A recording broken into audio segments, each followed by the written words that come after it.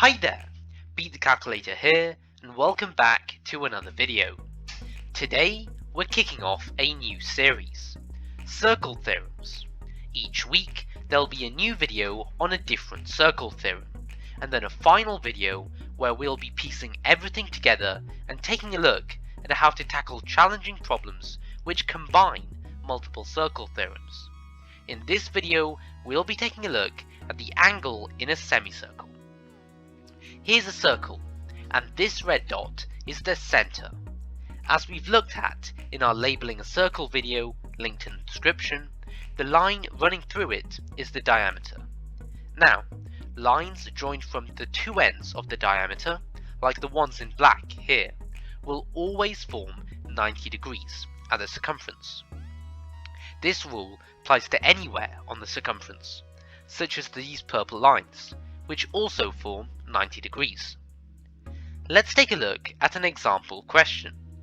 Here we have a circle. Find angle x. At first, this may look tricky, as we've been only given one angle.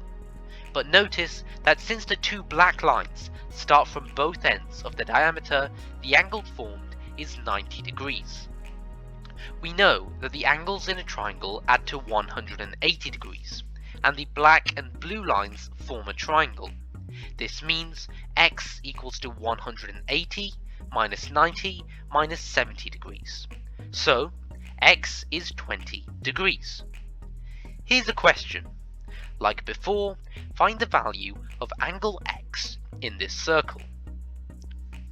30 seconds on the clock starts now.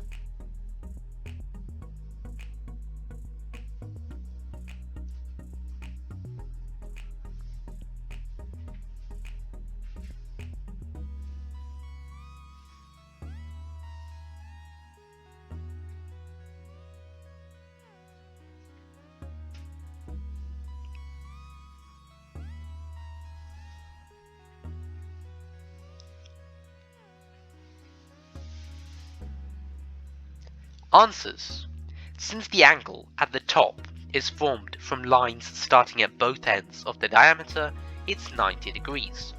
Since angles in a triangle add to 180 degrees and the black and blue lines form a triangle, this means x is 180 minus 90 minus 45 degrees. So, x is 45 degrees. Great work! Next week, we'll take a look at another circle theorem and see how we can use them together to solve more problems. Be sure to like this video, share it with your friends, and subscribe to Beat the Calculator. Thanks for watching, and see you next week.